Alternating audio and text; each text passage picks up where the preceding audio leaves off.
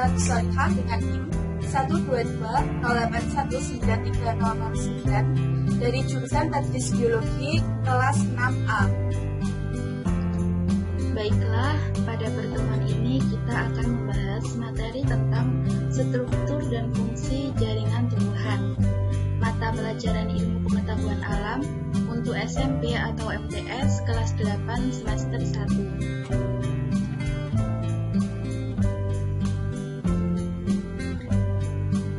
Tujuan pembelajaran. Setelah mempelajari materi ini, peserta didik diharapkan mampu: yang pertama, menghubungkan keterkaitan struktur dan fungsi jaringan tumbuhan pada jaringan penyusun akar. Yang kedua, menghubungkan keterkaitan struktur dan fungsi jaringan tumbuhan pada jaringan penyusun batang. Yang ketiga, menghubungkan keterkaitan struktur dan fungsi jaringan tumbuhan pada jaringan penyusun daun. Yang keempat, menghubungkan keterkaitan struktur dan fungsi jaringan tumbuhan pada jaringan penyusun bunga. Yang kelima, menunjukkan pemanfaatan teknologi yang terinspirasi dari struktur tumbuhan. Nah, pada video pembelajaran ini nanti akan dibagi menjadi 2 bagian.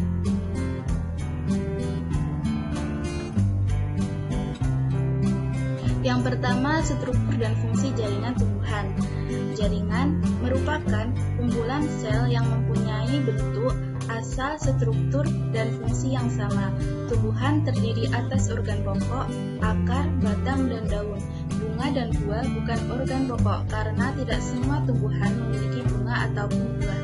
Jaringan penyusun tubuh tumbuhan dapat dibedakan menjadi 2 macam, yaitu jaringan meristem dan jaringan dewasa. Yang pertama, jaringan meristem. Jaringan meristem sendiri terdiri dari 2 macam. Yang pertama, ada apikal atau primer. Yang kedua, lateral atau sekunder. Jaringan meristem terdiri atas sel-sel yang senantiasa membelah. Yang pertama ada jaringan apikal atau primer, merupakan jaringan meristem yang terdapat di ujung batang dan ujung akar. Aktivitas meristem apikal menghasilkan pertumbuhan memanjang pada batang atau akar. Pertumbuhan yang dihasilkan disebut pertumbuhan primer.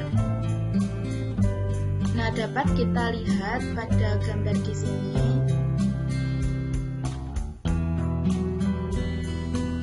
Ini contoh dari gambar meristem apikal atau primer yang letaknya pada ujung akar. Yang kedua ada jaringan meristem lateral atau sekunder, merupakan jaringan meristem yang terdapat pada ruas-ruas batang tumbuhan dikotil dan gimnospermae. Meristem lateral pada batang tumbuhan dikotil dan gimnospermae terdapat pada kambium. Aktivitas meristem lateral menyebabkan bertambahnya ukuran diameter batang atau memanjangnya ruas-ruas batang. Pertumbuhan yang dihasilkan disebut pertumbuhan sekunder. Nah, ini gambar dari jaringan meristem lateral atau sekunder yang letaknya pada kambium pada tumbuhan dikotil.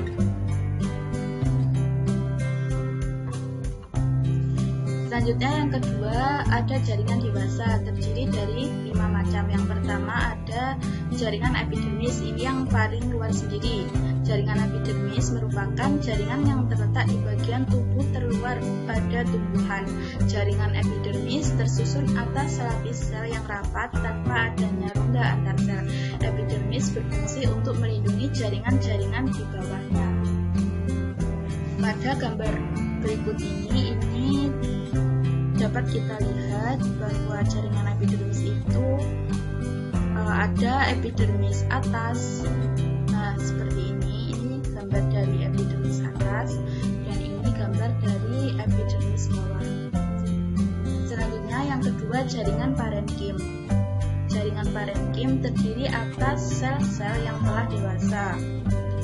Walaupun demikian, sel-sel parenkim masih dapat membelah. Fungsi sel parenkim adalah sebagai penyimpan cadangan makanan, tempat fotosintesis, penutupan luka, regenerasi, dan penyusun utama berbagai alat tubuh atau organ tumbuhan. Jaringan parenkim terdapat di semua organ tumbuhan dengan bentuk dan fungsi yang beragam. Misalnya, terdapat sebagai empulur yang mengisi sebagian besar atau seluruh korteks, akar dan batang, mesofil daun, dan bagian buah yang berdaging. Jaringan parenkim sendiri ada dua. Yang pertama, tiang atau parenkim palisade.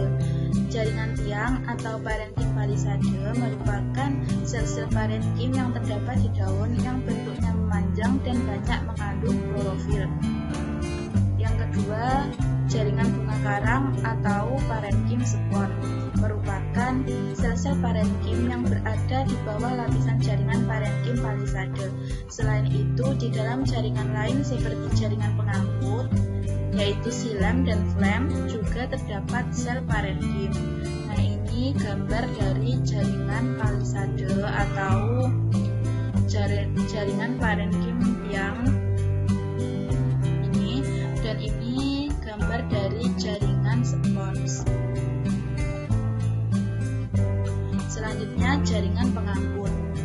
Jaringan pengangkut atau jaringan pembuluh merupakan jaringan tumbuhan yang berfungsi untuk pengangkutan zat.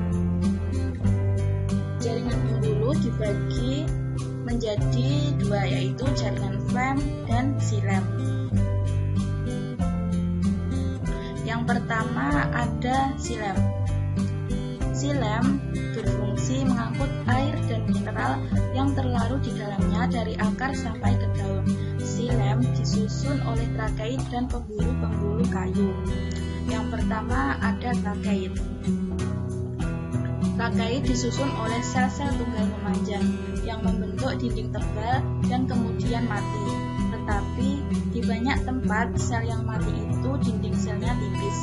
Tempat-tempat ini disebut noktah.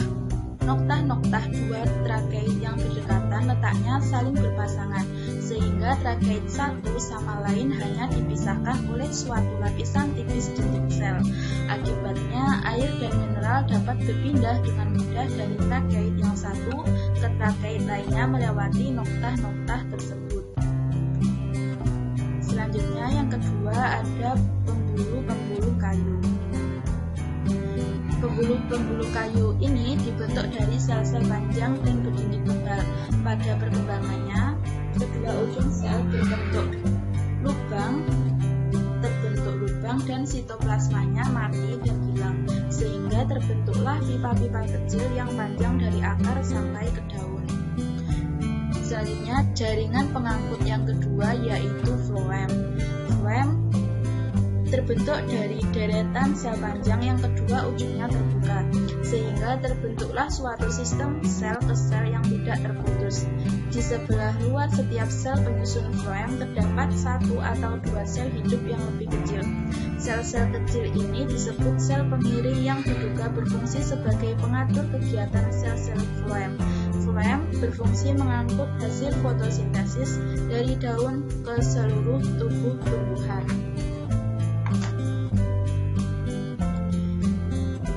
Ini gambar dari xilem dan ini gambar dari flem.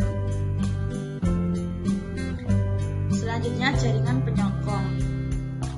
Jaringan penyokong merupakan jaringan yang memberi kekuatan bagi tumbuhan. Berdasarkan bentuk dan sifatnya, jaringan penyokong dibedakan menjadi jaringan kolenkim dan jaringan sklerenkim. Ini gambar dari jaringan kolenkim.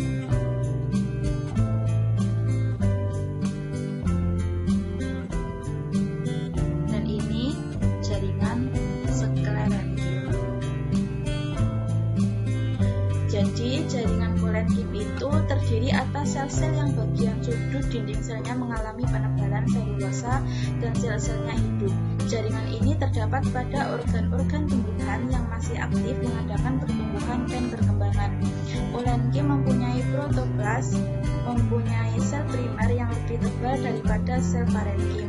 Jaringan kolenkim biasanya berkelompok dalam bentuk untaian atau silinder. Oleh karena kolenkim tidak mempunyai dinding sekunder dan bahan penguat atau lignin, maka kolenkim dapat menyokong batang tanpa menghalangi pertumbuhan. Polenkim tumbuh memanjang mengikuti daun dan akar yang disokongnya. Yang kedua, jaringan sklerenkim tersusun oleh sel-sel mati yang seluruh dindingnya mengalami penebalan sehingga memiliki sifat kuat.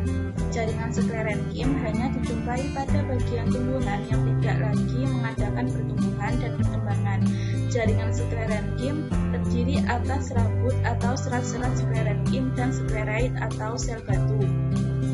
Serabut umumnya dalam bentuk untaian atau dalam bentuk lingkaran.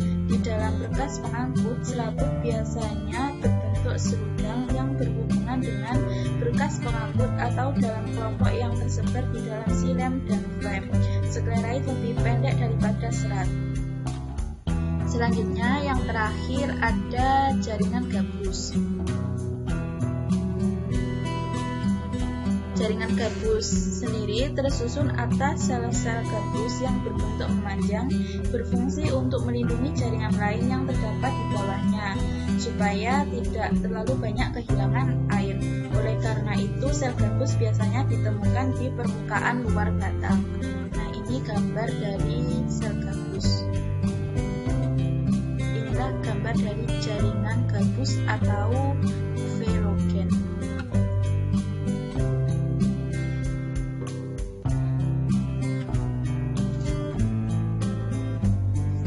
Sekarang kita akan membahas struktur dan fungsi jaringan pada akar.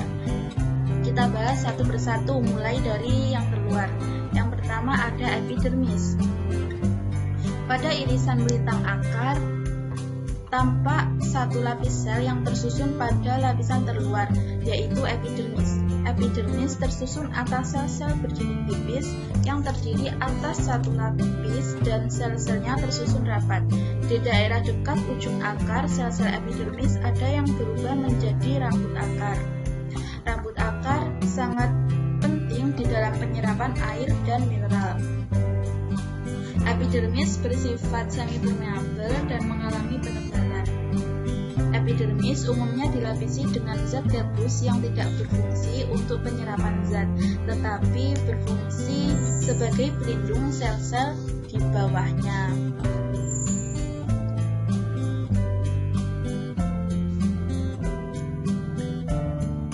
Yang kedua ada korteks. Korteks atau kulit luar terdiri atas sel-sel parenkim yang terletak di antara silinder pusat dan epidermis. Susunan sel-sel korteks renggang. Pada beberapa tumbuhan, korteks berfungsi sebagai tempat penyimpan cadangan makanan atau zat tepung. Korteks bagian luar berbatasan dengan epidermis, berupa selapis sel yang disebut eksodermis, sedangkan korteks bagian dalam mengatur jalannya air dan mineral dari korteks ke silinder pusat. Sel-sel endodermis sisi radial mengalami penebalan dari zat suberin dan lignin, sehingga jika dilihat dari atas seperti titik-titik yang disebut titik Kaspari. Titik Kaspari tersusun membentuk pita Kaspari. Selanjutnya yang ketiga endodermis. Endodermis tersusun atas satu lapis sel di bawah korteks. Penebalan zat gabus pada dinding sel yang tegak lurus silinder pusat berbentuk pita disebut pita Kaspari. Tidak dapat ditembus oleh air. Dengan penebalan zat gabus, endodermis berfungsi mengatur masuknya air dan zat terlarut ke dalam silinder pusat.